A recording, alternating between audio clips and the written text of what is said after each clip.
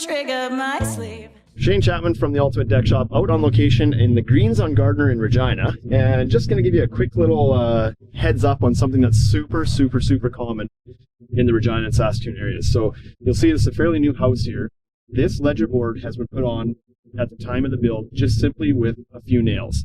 And for the homeowner, a lot of times you expect that this is done and ready for a deck, but that's not the truth at all. This was kind of temporarily fastened so that the home builder could finish doing the rest of the house. But what we need to do before you build any deck is make sure this is structurally fastened to the house, and right now it's not.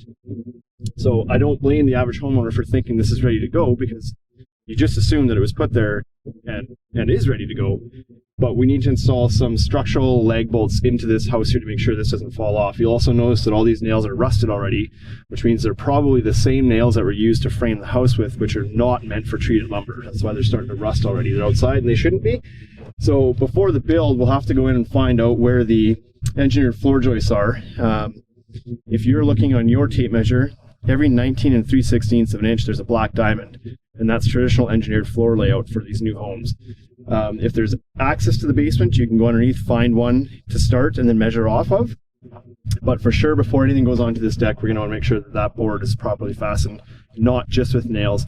This is one of the biggest issues we see every day, all day in Regina and Saskatoon. And so if you have any questions about how that should be attached, make sure you get a hold of us and ask, because that's the most common failure point for a deck, is to have that thing work its way off and eventually collapse. So make sure you take care of that.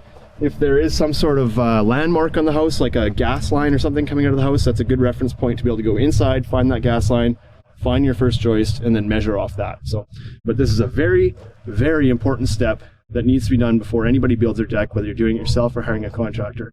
That is most commonly missed. So make sure you take care of that. Ask us if you have any questions. Baby, I got another trick up my sleeve.